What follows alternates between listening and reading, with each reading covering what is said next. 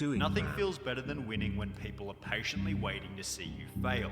Dan, What's you've up, lost Cal? 1 million followers in the last 12 months, seen your stock price plummet so low you had to take it off the stock exchange, and now spend the rest of your time copying Andrew Tate Yeah, we're gonna start a website called Sigma Society. while rambling about politics on Twitter. This is basically the definition of failure, and here's exactly how. Guys, I saw this guy at the fucking slap thing at UFC.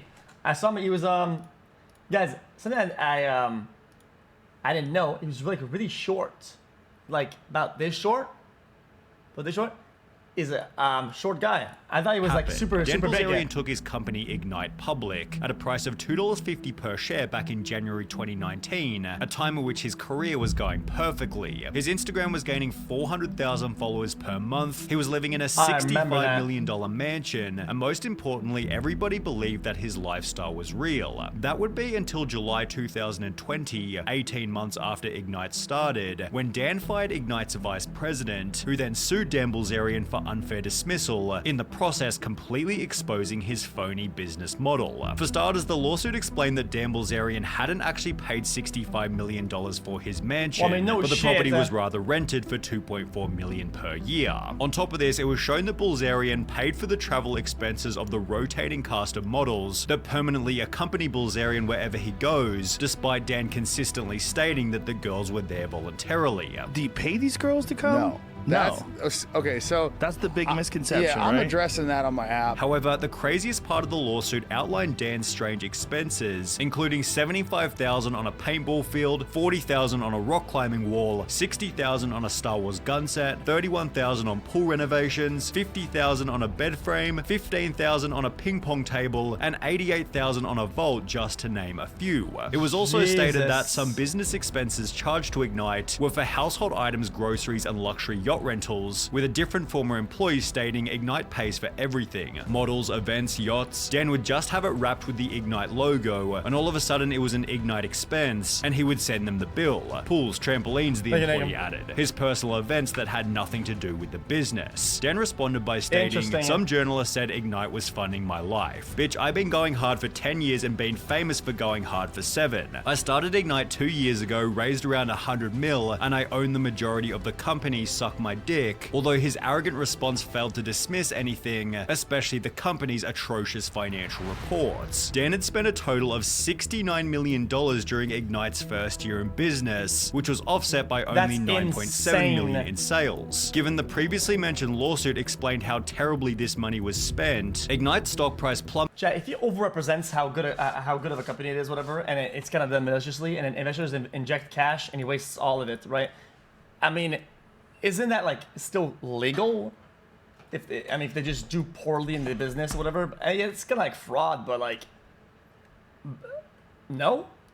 Plummeted by almost 90%, from $2.50 to a low of 28 cents in October 2020. As the media began to report on Dan's losses, he'd respond by stating, Uber is worth $80 billion. It has never had a profitable month since. Okay, then what about Overwatch League then? Because I mean, it was predictably fucking dog shit, and people injected a lot of fucking money and cash into it.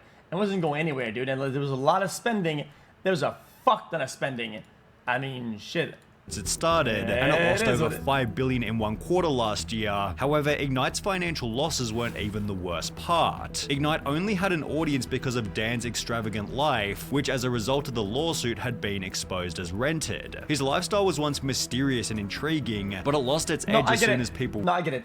I guess if you disguise the trash good enough and you cover all your grounds, it's not fraud, right? But if you do it poorly and you do dumb shit like spending on fucking bullshit, then it's fraud. Realized it was just another business. On top of this, the whole mega rich guy on Instagram shtick was cool in 2014, but by 2020, everybody knew it was complete baloney, which began to reflect in Dan's Instagram statistics. In May 2020, Dan almost completely stopped posting to Instagram, and by the end of the year, he'd begun to lose followers. In the meantime, the media speculated that he'd soon file for bankruptcy, to which Dan clapped back by tweeting a skeleton with the caption, "Or the dumbass journalist patiently patiently waiting for Ignite to go bankrupt. Dan was right, Ignite wasn't filing for bankruptcy, but that didn't mean that things were going well. After losing $69 million in 2019, Ignite lost a further $19.7 million in 2020, during which the media released another strange detail. Dan Bilzerian's dad was supposedly running Ignite from behind the scenes. Now this was a problem for one main reason. Paul Bilzerian was a convicted felon who was legally prohibited from participating in publicly traded companies. Oh, no. He'd spent a year in jail for fraud in the 90s, leading Dan to pretend that they weren't that close. I talked to him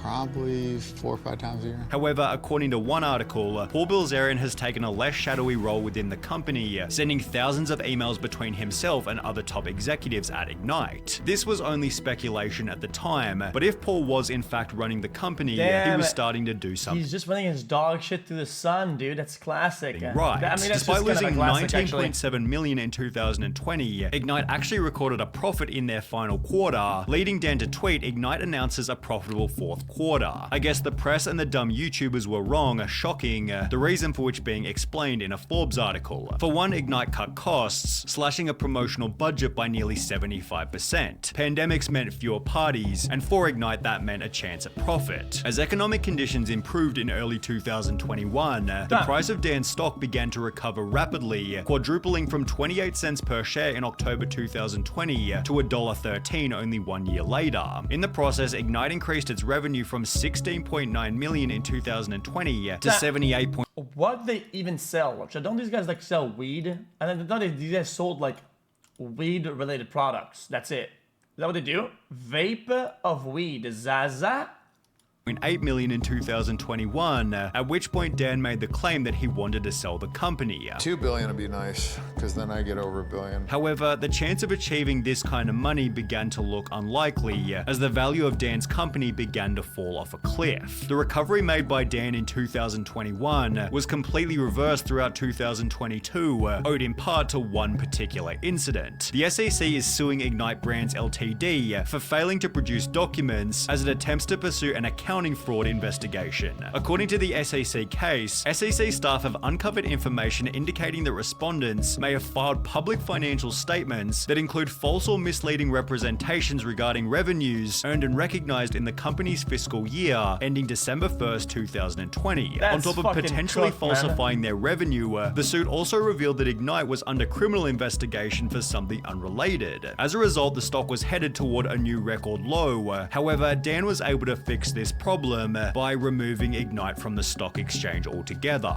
He provided no explanation for the company's removal. However, just 2 months later, media publication MJ Biz Daily somehow managed to interview Dan Bilzerian's dad, who said he is now serving as an unpaid advisor to his son's company and was speaking on behalf of Ignite because Dan was unavailable to comment. So It stated there is no reason to have a public company unless you intend to raise capital from public markets, before going on to state, though Ignite was publicly traded, about 90% of the company's shares are owned by Dan and friends. Dan likely thought that as a public figure, he should have a public company, although this structure Wait.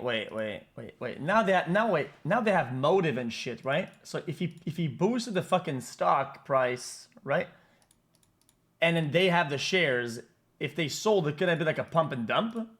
provided no real illegal? benefit and instead delivered unwanted attention from governing bodies and the media. Despite this, it was reported in March 2023 that Dan was still refusing to cooperate with governing bodies, and while Ignite's privatization means it's not, because that's what I did with your mother.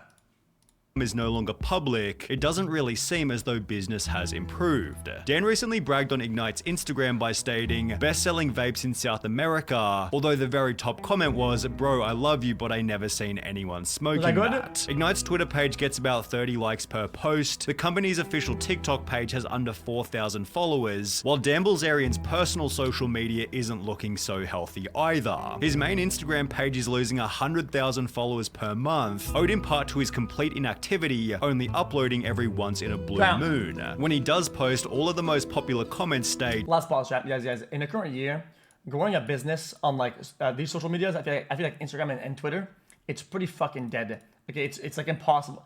I feel like a lot of companies, they use TikTok and other shit to like cross boost, but just on these socials, things are not organically growing at all.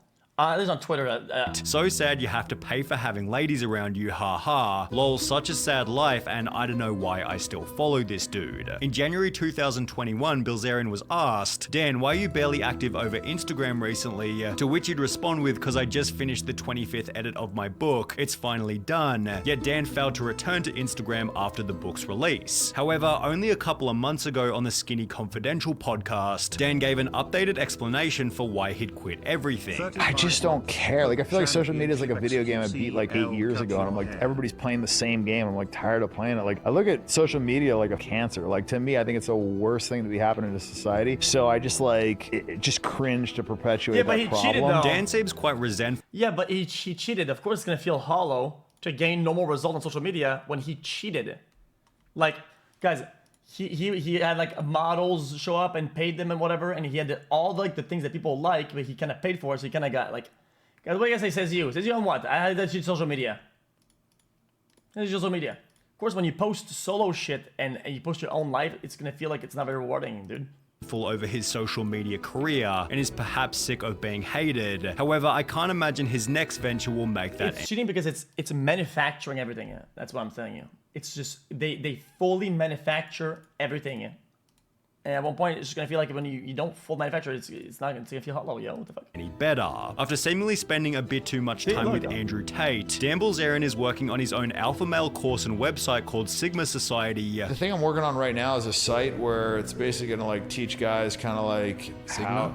What's that? Yeah. Sigma? Yeah, it's gonna like teach guys how to be guys. You know, I feel like this generation has kind of like lost that. And while such a venture would surely find an audience, it feels like a last-ditch unoriginal money grab, which is almost always a sign of having nothing left. Guys, you know what? Guys, I need to know how to guy. Guys, I kind offer. of lost my touch. I think Henry